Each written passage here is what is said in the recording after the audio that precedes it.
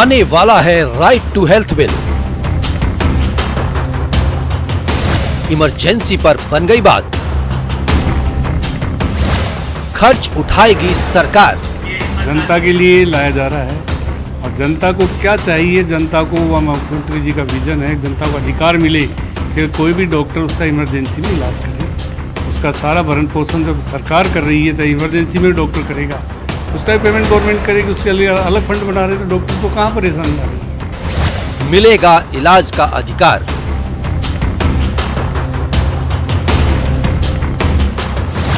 Right to health का रास्ता साफ। नमस्कार, प्राइम डिबेट में आप सभी का स्वागत। मैं हूं आपके साथ हेमंत कुमार। पिछले कुछ दिनों से निजी अस्पताल संचालकों और चिकित्सकों के विरोध का सामना कर रहे राइट टू हेल्थ बिल पर अब तकरार की स्थिति खत्म सी होती नजर आ रही है। अब प्राइवेट हॉस्पिटल की इमरजेंसी में आने वाले मरीजों के इलाज का खर्च सरकार उठाएगी। इसके लिए अलग से फंड बनाने को लेकर के भी सरकार विचार कर रही है। चिकित्सा मंत्री के इस बयान के बाद यह माना जा रहा है कि अब निजी डॉक्टर्स और सरकार के बीच में इस बिल को लेकर चल रहा गतिरोध आखिरकार खत्म होगा। आज इसी मुद्दे को लेकर हम चर्चा करेंगे, लेकिन पहले एक नजर डालते हैं आज के सवालों पर। सवाल नंबर 1, क्या राइट टू हेल्थ पर तकरार अब खत्म हो जाएगी? चिकित्सा मंत्री के बयान के बाद स्थितियां साफ हो गई हैं या फिर अभी इस पर तकरार बाकी है?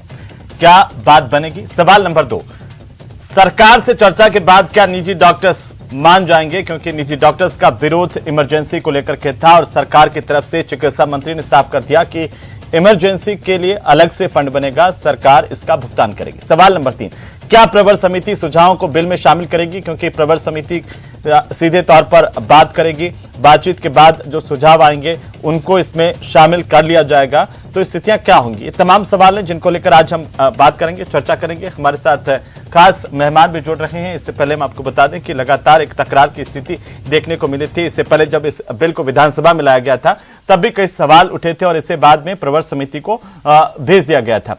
अब क्या यह बिल लागू हो पाएगा? किस तरीके से बहस जरूरी है प्रदेश की जनता के लिए, आम लोगों के लिए, इस पर भी बात करेंगे। हमारे साथ खास मेहमान है, सभी मेहमान जुड़ चुके हैं, उनसे मैं आपका परिचय करवा दूं। छाया पचौली हमारे साथ है, सामाजिक कार्यकर्ता के तौर पर चिकित्सा के क्षेत्र में लंबे समय से काम कर रही हैं, ग्रामीण इलाकों में भी जाकर के लोगों की परेशानियों से लेकर के निजी अस्पतालों में, सरकारी अस्पतालों में किस तरह की दिक्कतें लोगों को इलाज में आती हैं, इसका अच्छा खासा अनुभव रखती हैं, उनसे बात करेंगे। आशीष चतुर्वेदी हमारे साथ हैं, भारतीय जनता पार्टी के नेता, बताएंगे आखिर क्या खामियां विपक्ष देख पा रहा है और कैसे इन पर सुधार हो सके। सुशील शर्मा हमारे साथ हैं, कांग्रेस पार्टी के नेता, और साथ ही डॉक्टर अनुराग शर्मा हमारे साथ हैं, सचिव हैं जयपुर मेडिकल एसोसिएशन के। आप सभी का बहुत स्वागत है। अनुराग जी, सबसे पहले मैं आप ही से शुरुआत आज करना चाहता हूं, क्योंकि देखिए चिकित्सा मंत्री का जब से ये बयान आया है कि सरकार इस मामले को लेकर के अपना डिसीजन ले चुके, इमरजेंसी पर जो बात थी उसमें एक अच्छे संकेत सरकार की तरफ से दिए गए हैं।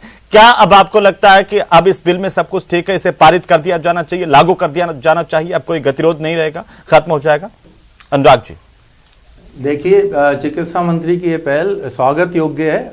हर उस पहल का चिकित्सक वर्ग स्वागत करता है जो कि इस प्रावधानों में जो जिस प्रारूप से ये राइट टू हेल्थ बिल ला गया है उसमें अगर कोई भी संशोधन जो जनता और चिकित्सक वर्ग और सरकार तीनों के हित में होता है उसका लिए हमेशा से हम चिकित्सक वर्ग साथ हैं।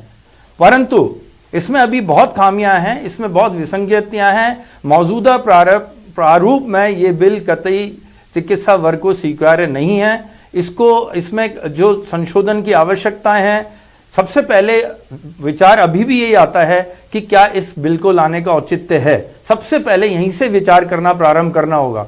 इस बिल को लाने का औचित्य कहां तक है, क्योंकि ऑलरेडी राजस्थान की अपन बात करें तो बहुत एक मॉडल के रूप में राजस्थान उभरा है बाकी राज्यों के मुकाबले। आज एक मेडिकल हब बनने की तैयारी में राजस्थान है। मध्य प्रदेश, हरियाणा, उत्तर प्रदेश, गुजरात, आसपास के जितने भी राज्य हैं, इवन विदेश से भी जो मरीज हैं वो राजस्थान आते हैं। क्या कारण है ऐसा? उसका कारण यह है कि यहाँ का जो निजी चिकित्सक और चिकित्सालय हैं वो एक बहुत अच्छी सुविधा, आधुनिकतम सुविधाएं रोगियों को दे रहे हैं एक बहुत अच्छी दरों पर। तो उसका जो चिकित्सा का अधिकार है, जो कि संवैधानिक अधिकार है, वो पहले से एक नागरिक को प्राप्त है। कोई भी चिकित्सक अपने जितना उसमें सामर्थ्य है, जितना उसमें अनुभव है और जितने संसाधन उसके पास उपलब्ध हैं, उसके अनुरूप वो अपने क्षमता से पूर्ण रूप से कार्यरत है। हिपोक्रेटिक ओथ से बंधा हुआ है। उसके साथ में national medical council, Rajasthan medical council, सारे जो उसके जो कोड ऑफ एथिक्स हैं उसके ऊपर लागू होते हैं वैसे भी। तो उसको और किसी और क्षेत्र में बांधना क्या आवश्यक है वाकई में? हाँ। परंतु अगर आप ऐसा बिल लाने का विचार करते हैं तो क्या आपने ये विचार किया कि उस राइट टू स्वच्छता, right to food, right to shelter, जो गरीब और जो जनता है उसकी ओर ध्यान, या आपने ये विचार किया कि आप अपने जो गवर्नमेंट के जो इंफ्रास्ट्रक्चर है उसको और सुधारें, जो पद खाली पड़े हैं, रिक्त खाली पड़े हैं नर्सिंग स्टाफ के, मेडिकल ऑफिसर्स के, उनको भरें, मेडिकल शिक्षकों के पद भरें, ताकि आप उसको एक मॉडल के रूप में ला सकें? आप इसको क्यों नहीं गवर्नमेंट के जो इंस्टीट्यूट्स हैं या डेजिग्नेटेड हॉस्पिटल्स हैं उन पे एक रोल मॉडल, एक मॉडल के रूप में एक उसको पायलट प्रोजेक्ट के रूप में लाएं और उसको देखें आपका अनुभव, और उसके बाद देखें आगे क्या करना है। ठीक है अनुराग जी, मैं वापस से आ जाऊंगा आपके पास, सबकी एक एक टिप्पणी हो जाए कम से कम। और छाया जी के पास मैं सीधा चलूंगा कि आखिरकार छाया पचौली क्यों जरूरी है ये बिल, क्योंकि एक सवाल डॉक्टर अनुराग ने उठाया कि ये बिल क्या वाकई जरूरी है, इसको हमें देखना होगा। तो सवाल यही उठता है कि आखिर क्यों जरूरी है ये बिल? क्या आप इससे इत्तेफाक रखती हैं कि मौजूदा समय में ये बिल आना चाहिए, आम जनता के लिए जरूरी है? छाया जी। जी मुझे पूरी तरह से लगता है कि ये कानून आना चाहिए। इस कानून की अभी बहुत आवश्यकता है, और आवश्यकता इसलिए, जैसे अनुराग जी ने कहा कि राजस्थान एक तरह से बहुत रिसोर्सफुल है हेल्थ सेक्टर में। अगर हम कहें, हम ऐसा राज्य हैं जो कि स्वास्थ्य में अन्य राज्यों की तुलना में बहुत अधिक स्पेंड करते हैं। हमारे यहाँ पर निःशुल्क दवा योजना, निःशुल्क जांच योजना पहले से है। बीमा योजना की बात करें तो सबसे अधिक कवरेज अन्य राज्यों की तुलना में हमारे यहाँ पर है। ये सारी व्यवस्थाएं होने के बाद भी अगर आप देखें तो अभी भी लोगों की स्वास्थ्य सेवाओं तक पहुँच उतनी नहीं है जितनी होनी चाहिए। अनुराग जी जो बात कर रहे हैं कि निजी अस्पताल जो हैं वो बहुत अच्छी सेवाएं दे रहे हैं, उसमें कोई दो राय नहीं है, पर सवाल ये है कि ऐसे कितने लोग हैं हमारे राज्य में जो कि निजी स्वास्थ्य सेवा ले सकते हैं? कितनी आमदनी है लोगों की जो कि अपनी जेब से खर्चा कर कर स्वास्थ्य सेवाएं ग्रहण कर सकते हैं? अभी भी बहुत सारे ऐसे लोग हैं, बहुत बड़ी संख्या में ऐसे परिवार हैं जो कि स्वास्थ्य के खर्चे के चलते गरीबी रेखा के नीचे चले जाते हैं। बहुत सारे लोग अभी भी इलाज में नहीं पहुंच पाते हैं, इलाज तक नहीं पहुंच पाते। तो ये जो सारा जो व्यवस्था है, इसको अगर हमको मजबूत करना है तो हमको एक कानून की आवश्यकता है। और कानून आएगा तो दो चीज़ें होंगी, एक तो पारदर्शिता बढ़ेगी, दूसरा अकाउंटेबिलिटी, जो जिम्मेदारियां हैं वो बढ़ेगी। और सबसे ज़्यादा ध्यान देने वाली बात यह है कि ये जो पूरा बिल है, अगर आप इसको बहुत ध्यान से पढ़ेंगे तो ये बिल मुख्य रूप से सरकारी स्वास्थ्य व्यवस्था पर केंद्रित है कि उसको कैसे और मजबूत बनाया जाए, ना कि इस पर कि जो निजी स्वास्थ्य सेवा क्षेत्र है वो कैसे मजबूत बने। इसमें कुछ क्लॉजेस ज़रूर हैं जो कि निजी हेल्थ सेक्टर से संबंधित है, पर 80% या मैं कहूँगी 90% जो ये इस बिल का फोकस है वो सरकारी स्वास्थ्य व्यवस्था पर है। और हमको लगता है कि अगर कानून आएगा, एक मजबूत कानून आएगा और वो अगर सही स्पिरिट में उसको क्रियान्वित किया जाएगा तो स्वास्थ्य सेवा, जो सरकारी स्वास्थ्य सेवा है वो और मजबूत होगी। और ऐसे जो हादसे हम आए दिन देखते हैं जहां पर लोगों को स्वास्थ्य सेवा नहीं मिली, मना कर दिया गया, अस्पताल के बाहर डिलीवरी हो गई, अस्पताल गए और कभी डॉक्टर नहीं मिले, कभी दवाइयां नहीं मिली, कभी जांचें नहीं मिली, ये जो पूरा माहौल है इसमें एक बदलाव आएगा क्योंकि अकाउंटेबिलिटी बढ़ेगी, क्योंकि पारदर्शिता बढ़ेगी। और ये गरीबों के हित में है ये कानून। और मुझे लगता है कोई भी व्यक्ति जो कि इस बात को मानता है कि हर किसी को स्वास्थ्य सेवा का अधिकार मिलना चाहिए, उसे इस कानून को सपोर्ट करना ही चाहिए। लेकिन छाया जी, जो निजी अस्पताल, और डॉक्टर अनुराग को आपने सुना, ये करें कि निजी अस्पतालों पर कुठाराघात है, क्या ऐसी स्थितियां हैं क्या इस बिल में? नहीं, ऐसा कुछ भी नहीं है। देखिए, कुछ पारदर्शिता की बात की गई है इसमें। एक इमरजेंसी केयर वाला जो क्लॉज था, जिसके बारे में आज स्वास्थ्य मंत्री ने खुद ही कह दिया है कि भाई जो इमरजेंसी स्वास्थ्य सेवाएं निजी स्वास्थ्य सेवा प्रदाता देंगे उसका भुगतान सरकार करेगी, तो उसको लेकर तो कोई चिंता होनी नहीं चाहिए। पर इसके अलावा पारदर्शिता अगर बढ़े, अगर अकाउंटेबिलिटी की मांग अधिक की जाती है निजी स्वास्थ्य सेवा क्षेत्र से, तो उन्हें दिक्कत क्यों है? इस तरह की दिक्कत तो होनी नहीं चाहिए। वो अगर गरीबों के हित में सोचते हैं, गरीबों का हित चाहते हैं, तो फिर तो उन्हें आगे से बढ़कर इस कानून को सपोर्ट करना चाहिए। मैं आता हूं आपके पास में। आशीष चतुर्वेदी जी, आप कहां पर खड़े हैं? इस बिल के पक्ष में खड़े हैं या फिर निजी डॉक्टर्स के पक्ष में खड़े हुए हैं? क्या चाहते हैं? देखिए हेमंत जी, न्यूज 18 पे इस मुद्दे को लेकर के पहले भी चर्चा हो चुकी है जी, और भारतीय जनता पार्टी का स्टैंड एकदम क्लियर है कि भारतीय जनता पार्टी इस बिल के पक्ष में है। और जो स्टैंडिंग कमेटी में हमारे मेंबर्स थे उन्होंने जब जो चिकित्सक उनसे भी वार्ता की है, तो हमारा तो सरकार को ये सुझाव है, बेसिकली क्या है कि अगर हम स्टेट के अंदर राइट टू हेल्थ वाकई में लागू करना चाहते हैं कि सभी को स्वास्थ्य सेवाओं का अधिकार मिले, तो देखिए अगर हम प्राइवेट डॉक्टर्स और गवर्नमेंट डॉक्टर्स की बात करें, चाहे हम गवर्नमेंट की बात करें चाहे जनता की बात करें, तीनों में सामंजस्य होना बहुत जरूरी है।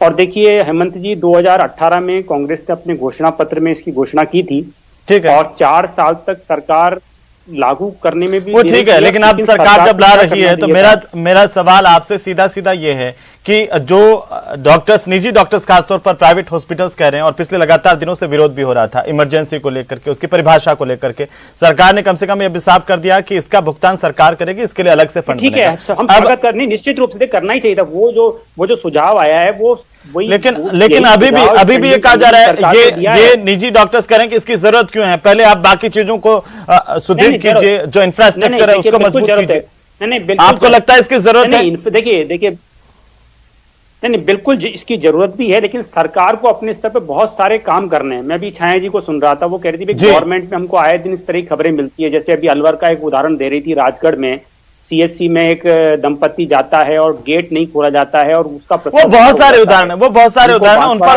उन पर बात करने के बजाय मुझे लगता है कि बिल पर बात होनी चाहिए, लोगों को भी पता चले, और डॉक्टर्स के विरोध में ये भी साफ होना चाहिए। ये उदाहरण बहुत सारे, उदाहरण तो ये भी है कि कई बार निजी अस्पतालों में इस तरह की घटनाएं भी देखने को मिली कि कोई मरीज मर गया, उसके बावजूद उसको वेंटिलेटर पर रखा हुआ है और उसका लंबा चौड़ा बिल बना करके दे देते हैं। आपका सीधा, विपक्ष के नाते मेरा सीधा सवाल है, आपको किन बातों से आपत्ति है? अगर नहीं है तो सदन में नेता प्रतिपक्ष गुलाब चंद कटारिया ने क्यों कहा कि सरकार सिर्फ शेयर लेने के लिए लेकर के आई है और जल्दबाजी में यह बिल लाया गया, इसमें बदलाव होने चाहिए? आप बोलिए। हेमंत जी, बदलाव हो रहे हैं ना, बदलाव विपक्ष की रिकमेंडेशन पे ही बदलाव हो रहे हैं। जो इमरजेंसी जो क्लॉज किया गया था, वो क्लॉज किस लिए किया गया था? आपने उसकी परिभाषा नहीं दी। आपने प्राइवेट हॉस्पिटल्स को ये नहीं बताया कि अगर इमरजेंसी में कोई मरीज आ जाएगा तो उसका भुगतान कौन करेगा। ये तो आज स्वास्थ्य मंत्री ने डिक्लेयर किया है कि निश्चित रूप से सरकार को पहले ही करना चाहिए था। मुझे बताइए हेमंत जी, अगर गवर्नमेंट हॉस्पिटल्स में एएनएम नहीं है, डॉक्टर्स नहीं है, लैब टेक्नीशियंस नहीं है, या सीएससी में स्पेशलिस्ट डॉक्टर नहीं, तो इनको भर्ती करने की जिम्मेदारी सरकार की है या नहीं है? क्या सब कुछ हम निजी तंत्र के भरोसे में छोड़ सकते हैं? क्या गांव का आदमी जयपुर आ जाएगा कि अपना इलाज कराने के लिए? हमको बेसिक इंफ्रास्ट्रक्चर तो प्रोवाइड कराना पड़ेगा ना, तो सरकार को उसके प्रति भी गंभीरता दिखानी चाहिए।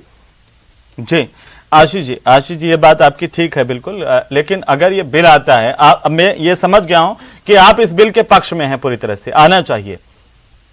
जी हाँ, बिल्कुल पक्ष में है। सुनील शर्मा जी, क्या अब मान लिया जाए कि सरकार की घोषणा के बाद ये गतिरोध अब थम जाएगा और बिल जो है इस स्थिति के अंदर आ जाएगा, क्या आम लोगों को फायदा मिल पाए? नहीं, देखिए, पहली बात तो जो डॉक्टर साहब ने बात बोली, मैं उसके बारे में एक बात कहना चाहता हूं कि इस बिल की आवश्यकता क्यों आन पड़ी। देखिए, बात एक है कि कांग्रेस का जो कमिटमेंट है, कांग्रेस की जो प्रतिबद्धता है, वो गरीब के साथ है, पंक्ति में पीछे खड़े हुए हर अंतिम इंसान के पीछे। गांधी ने एक बात कही थी कि अगर आपकी कोई भी पॉलिसी अगर पंक्ति के सबसे पीछे खड़े हुए इंसान की जिंदगी में बदलाव करती है तो वो पॉलिसी बिल्कुल बेस्ट है, और कांग्रेस इसी मंत्र पे काम कर रही है। और आप अच्छी तरह समझ लीजिएगा कि राजस्थान की जो 7 करोड़ जनता है, उसमें से हर एक के प्रति कांग्रेस अपनी प्रतिबद्धता मानती है, गरीब के प्रति, जो मजदूर के प्रति, किसान के प्रति, और उस हर इंसान की एक दैहिक स्वतंत्रता जो है, आर्टिकल 21 जो है कॉन्स्टिट्यूशन का, वो ये कहता है कि गरिमापूर्ण जीवन जीने का अधिकार है। केवल इंसान को जीवन जीने का नहीं, गरिमापूर्ण जीवन, और गरिमापूर्ण जीवन जीने के अंदर इलाज का अधिकार भी। और विशेषकर मैं आपको ये बात बताता हूं, मुख्यमंत्री के ये जो बिल है बहुत ही दिल के नजदीक बिल है, क्योंकि इसमें गरीब के इलाज की बात है। अब रही बात है कि देखिए, मैं पीछे भी डिबेट्स में बात कहता रहा हूं कि कांग्रेस का जो रवैया है, इस सरकार का जो रवैया है, वो बहुत साफ है कि इसमें तीनों मतलब मान लीजिएगा कि तीनों जो स्टेक होल्डर्स है, तीनों के लिए विन विन सिचुएशन हो। आम जो गरीब है वो तो हमारा बेसिक स्कैनर के अंदर, वो तो सबसे पहले हमारा फोकस में है ही है कि गरीब को इलाज हो। डॉक्टर जो है, प्राइवेट हॉस्पिटल्स हैं, उनके भी जो इंटरेस्ट है वो हम टॉर्निश नहीं करना चाहते। हम ये नहीं चाहते कि उसमें भविष्य में निवेश नहीं आए, उनके लिए भी सर्वाइबिलिटी हो। और सबसे बड़ी बात यह है कि जो सरकार है वो गरीबों के लिए और उन हॉस्पिटल्स के लिए, दोनों के लिए प्रतिबद्ध है कहीं भी सरकार अगर गतिरोध के अंदर सरकार 1 मिनट भी हठधर्मिता का रुख नहीं रखना चाहती। सरकार प्राइवेट 7 करोड़ डॉक्टर्स लोगों एसोसिएशन को- तो कह रही है कि अब मौजूदा समय में ये बिल आना ही नहीं चाहिए, उससे पहले इंफ्रास्ट्रक्चर मजबूत कीजिए। आपने सुना होगा डॉक्टर अनुराग को, अभी देखिए उन्होंने कहा अभी हम नहीं मानने वाले हैं क्योंकि बहुत सारी चीजें ऐसी हैं। देखिए, तो क्या आप इनके दबाव में आ जाएंगे?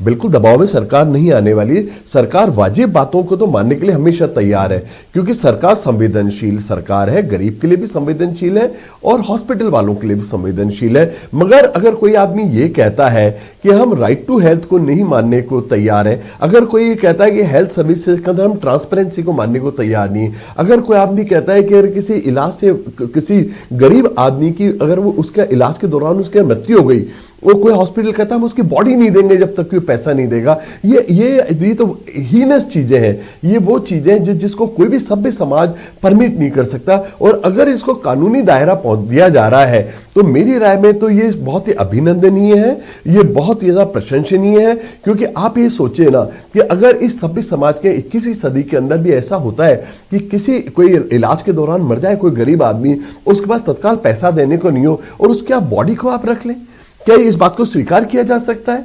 या अगर किसी इंसान को क्या इलाज किया जा रहा है उसको क्यों नहीं उसको जानना चाहिए? कांग्रेस आरटीआई लेके आइए, Congress education right to education bill भी लेके आइए, कांग्रेस फूड सिक्योरिटी बिल को लाने के लिए प्रतिबद्ध है। मैं डॉक्टर साहब को ये बात बता देना चाहता हूं, चाहे राइट टू इंफॉर्मेशन की बात हो, चाहे राइट टू एजुकेशन की बात हो, चाहे राइट टू हेल्थ की बात हो, चाहे राइट टू फूड की बात हो, कांग्रेस इन सब चीजों के लिए प्रतिबद्ध है। डॉक्टर अनुराग शर्मा जी, आने वाले अनुराग शर्मा जी, सुनील जी साफ कह रहे हैं कि देखिए इसमें अगर कोई किसी तरह की खामी थी, कुछ भी था, आप बात करने के लिए सरकार तो तैयार है, लेकिन यह तो अनुमति नहीं दी जा सकती कि किसी को सिर्फ पैसे के लिए शव नहीं दें। अगर यह प्रावधान गलत है तो आप बताइए कि कैसे गलत है? देखिए, हर सिक्के के दो पहलू होते हैं। एक पहलू यह भी होता है कि शव जो है वो अस्पताल आकस्मिक निधन हो जाता है, डॉक्टर अपनी तरफ से पूरी मेहनत करता है, इलाज करता है और शव को नहीं लिया जाता, रिश्तेदारों द्वारा, वहां के जो छुटभैया नेता होते हैं उनके द्वारा और लोगों द्वारा दबाव बनाया जाता है डॉक्टर के ऊपर, जिसको आजकल एक नाम दिया जा रहा है, मौताना मांगा जाता है। तो वो अलग बात है अनुराग शर्मा जी। जैसा आपने कहा उदाहरण हर तरह के हैं, उदाहरण उस तरह के नहीं है, मैं उसमें नहीं सारी जाऊंगा। बातें, लेकिन क्या एक गरीब आदमी को इससे आप इत्तेफाक नहीं रखते हैं कि अगर वो प्राइवेट अस्पताल में भी अगर मौत के मुहाने पर खड़ा आ जाए तो आप मानवीय संवेदनाओं के आधार पर ही उसका इलाज करते हैं, ये बिना देखे कि हर जगह सिर्फ पैसे ही देखें? आप इस बात पर भी तो जवाब दे सकते हैं कि कितनी सारी प्राइवेट हॉस्पिटल जो हैं वो सरकार से रियायती दरों पर जमीन लेकर के खोलते हैं और उसमें बाकायदा वादा करते हैं कि हम लोग रियायती दरों पर इलाज करेंगे, लेकिन कितने अस्पताल करते हैं? ठीक है, अभी अपन जैसा इस right to health bill pay ही अभी डिस्कशन कर रहे हैं, वो एक उदाहरण उन्होंने दिया, एक उदाहरण मैंने दे दिया, एक उदाहरण आपने दे दिया जी। अभी अपन राइट टू हेल्थ बिल के डिस्कशन की बात करें, चिकित्सा मंत्री जी ने इमरजेंसी के पुनर्वरण की कोई व्यवस्था का प्रावधान करने का ऐलान आज किया है। हाँ, इमरजेंसी को डिफाइन करना होगा, इमरजेंसी किसको मानते हैं। एक सड़क दुर्घटना एक डायर इमरजेंसी होती है, आप किसी व्यक्ति का ब्रेन स्ट्रोक हुआ है, किसी व्यक्ति को हार्ट अटैक हुआ है, वो इमरजेंसी होती है। कोई महिला बहुत उसमें प्रसव पीड़ा में है, वो इमरजेंसी होती है। तो इमरजेंसी को आप डिफाइन कीजिए। तो इमरजेंसी में डिफाइन होगी ना, आपातकालीन व्यवस्थाओं में आपकी व्यवस्थाएं है ना कि ये मरीज आपातकाल में आएंगे, ये तो हर भी डिफाइन होनी चाहिए। जब आप एक रूल ला रहे हैं, एक बिल ला रहे हैं, तो उसमें भी आपको डिफाइन करना चाहिए। वो उससे आपको, लेकिन मेरा सवाल यह है डॉक्टर साहब, मेरा सवाल यह है कि अब जब देखिए आपने इमरजेंसी की बात की, उसके ऊपर क्लियरिफाई हो गया है, साफ हो गया है कि उसका भुगतान सरकार करेंगे। अब आप कह रहे हैं कि इमरजेंसी की परिभाषा होनी चाहिए, इसके अलावा आप कह रहे थे और भी ज्यादा आपकी गतिरोध है, वो क्या बात की गई है। मैं आपसे यह कहना चाहता हूं कि पिछले 2-2.5 साल से राइट टू हेल्थ बिल की चर्चा हो रही है। इंडियन मेडिकल एसोसिएशन ने अपने सुझाव सरकार को लगातार हर कदम पे, हर पहलू पे जब भी सुझाव मांगा गया प्रस्तुत किए। समस्त चिकित्सा संगठनों ने अपने जो भी इसमें सुझाव थे प्रस्तुत किए। कभी भी किसी भी चिकित्सा संगठन से, इंडियन मेडिकल एसोसिएशन से सरकार ने बुलाकर कोई मीटिंग नहीं करी। आज जब प्रवर समिति की घोषणा हो चुकी थी, उसका गठन भी एन जब विधानसभा आ रही है, अब तो डॉक्टर साहब प्रवर समिति ने कहा ना कि भाई आइए हम संवाद करेंगे। उसके एक दिन पूर्व, मात्र एक दिन पूर्व समस्त चिकित्सा संगठनों से बाद मीटिंग की गई।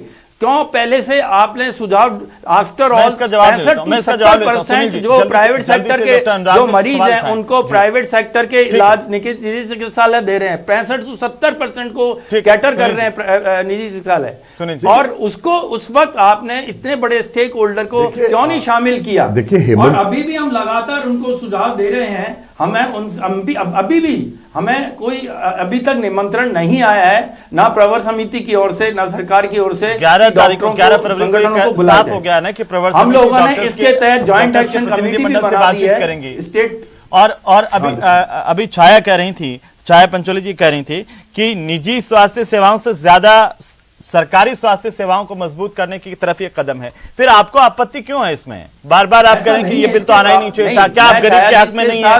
क्या एक निजी अस्पताल अपना इतना कमाता है तो उसकी लायबिलिटी समाज को लेकर के नहीं बनती है कि कोई अगर आपातकालीन स्थिति में मौत के मुंह पर मरीज आ जाए तो आपको तो आगे बढ़कर के स्वागत करना चाहिए था?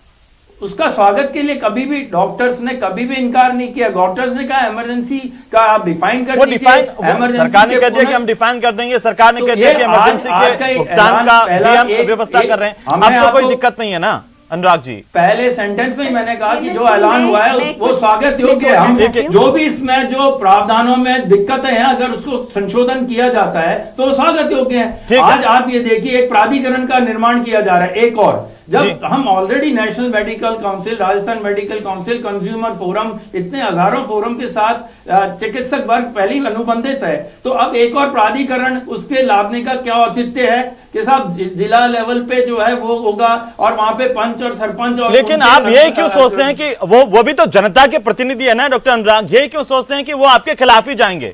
वो भी तो इस समाज का हिस्सा है। अगर वो आएंगे, अगर आप सही करेंगे तो आपको घबराने की जरूरत नहीं है। सुनील जी, छोटी सी टिप्पणी। मैं आता हूं अनुराग जी। मैं आपने हेमंत भाई, आपको हेमंत भाई इतनी बात आपको बताए तो मैं कि सरकार ने हमेशा इस मामले में इवन डॉक्टर्स के भी जो है जिन्होंने मोताने की बात की है, हम डॉक्टर्स के भी राइट्स को भी इंश्योर करना चाहते हैं कि डॉक्टर्स के साथ भी एट्रोसिटी नहीं हो, मगर जनता के साथ जो एट्रोसिटी होती है, जनता के साथ आप ये कल्पना कीजिएगा 1 रुपए के ऊपर जमीन दी जाती है, 1 रुपए के ऊपर, और उसके बाद जिस ढंग से किया जाता है, ये पूरे शहर, पूरे देश, राजस्थान को पता है कि किस ढंग से कुछ लोगों को कितना ज्यादा पीड़ित होना पड़ता है। लोगों की डेथ के बाद वेंटिलेटर चलते रहते हैं, तो क्या इन सब चीजों को परमिट किया जा सकता है क्या? जनता के लिए हमारी अकाउंटेबिलिटी है और जनता के लिए अकाउंटेबिलिटी। मैं ये कहना चाह रही थी, एक तो देखिए एक कानून जब बनता है तो उसमें क्लॉजेस होते हैं और उसके बाद रूल्स बनाए जाते हैं, तो जाहिर है कि बहुत सारी चीजें रूल्स के अंतर्गत और स्पष्ट हो जाएंगी। परिवर्तन होता रहता है। निजी स्वास्थ्य सेवा प्रदाताओं को वो समझना चाहिए। तो ऑफकोर्स जो बिल है अभी उसमें कुछ कमियां हैं और ये हमने भी कहा, सिविल सोसाइटी ने भी कहा कि कुछ कमियां हैं और हमने भी अपने सुझाव भेजे हैं। पर ये कहना सेलेक्ट कमेटी को इसीलिए दिया गया पर जिस तरह से निजी स्वास्थ्य सेवा प्रदाताओं ने एक तरह से पूरे बिल को ही नकार सा दिया कि इसकी आवश्यकता ही क्यों है, ये इसकी आवश्यकता को ही क्वेश्चन कर रहे हैं, वो अपने आप में हम और आप तमाम इसी सोसाइटी से आते हैं और देखिए ये बात तो साफ है कि सरकारी अनुदान और बहुत सारी सरकारी सहायता से ही प्राइवेट अस्पताल खड़े होते हैं। मैं सिर्फ ये कहना चाहता हूं कि तीनों पक्षों को सुना जाए, उनके जो भी दुविधा है उसको दूर करने का प्रयास सरकार का होना चाहिए। निजी स्वास्थ्य सेवा प्रदाताओं के साथ तो सबसे ज्यादा दिग्भ्रमित करके कोई बिल लाया जाए और उसका नुकसान जनता को भी अल्टीमेटली हो और डॉक्टर्स को भी हो। नहीं, सरकार तीनों का पक्ष सुनने को, सरकार जो है डॉक्टर्स को भी सुनने को तैयार है, मगर जो सरकार जो है वो मनमानी नहीं बर्दाश्त करेगी, ये आपको बताया। तो सरकार सुनने को तैयार है, सरकार रेडी टू लिसन एवरीबॉडी। आपका साथ तो है इनको, लेकिन डॉक्टर्स की अपनी समस्याएं हैं। और सवाल देखिए, आज जो हमने सवाल ये पूछा था कि क्या वाकई इस बिल का लोगों को, आम लोगों को फायदा मिल पाएगा, तो काफी बड़ी तादाद में लोग उन्होंने माना कि हाँ मिल पाएगा, क्योंकि इस तरह के एक बिल की आवश्यकता है। क्या राइट टू हेल्थ बिल का फायदा जनता को मिलेगा? इस पर 82% लोगों ने कहा कि हाँ मिलेगा। आपको लगता है? क्योंकि सदन के भीतर ही सरकार की तरफ से भी विधायक उन्होंने सवाल उठाए थे कि देखिए चिरंजीवी योजना में क्या हुआ, निःशुल्क दवाई योजना में क्या हो रहा है। जी बोलिए। हेमंत जी, सरकार की प्रतिबद्धता होनी चाहिए। अभी मैं सुनील जी को सुन रहा था, वो बात कर रहे थे कि सरकार गरीबों के प्रति समर्पित है। अरे भाई, जब कोटा में जेके लोन में बच्चे मरे थे तब सरकार की प्रतिबद्धता कहाँ चली गई थी? जब भीलवाड़ा के अंदर वार्मर का टेम्परेचर बढ़ने से भाई, नवजात आप की इससे मृत्यु समझ होती लीजिए है। कि इसीलिए तो जरूरी है बिल, देश की इसलिए एकमात्र जी, सरकार है इस तरह की जिसकी घटनाएं प्रधानमंत्री तक ने भी प्रशंसा की है। चाहे कोई भी प्रधानमंत्री भी प्रशंसा करते हैं, लापरवाह लोगों के खिलाफ कार्रवाई हो, आम लोगों 1500 PSC राजस्थान में ऐसे जो सिंगल डॉक्टर के प्रधानमंत्री तक ने आपकी सरकार वहां प्रशंसा पे की है, नियुक्तियां क्यों पूरी नहीं पूरी करती है? प्रशंसा की CSC है। में 1800 राजस्थान पद हेल्थ डॉक्टर के सेक्टर खाली में पड़े हुए हैं। हिंदुस्तान का लीडर है। राजस्थान क्या रही है? लीडर है पूरे आपके देश का। मुख्यमंत्री हेल्थ से सेक्टर में चलिए, बहुत शुक्रिया आप सभी का जी, चर्चा में आपके शामिल होने के लिए। बहरहाल अब प्रवर समिति के सामने जब बातचीत होगी तो उम्मीद है कि कुछ और गतिरोध है वो खत्म हो पाएंगे और एक अच्छा बिल जनता के लिए, जनता को समर्पित और स्वास्थ्य सेवाओं को सुदृढ़ करने वाला बिल हमारे बीच में होगा। इसका इंतजार है। नमस्कार।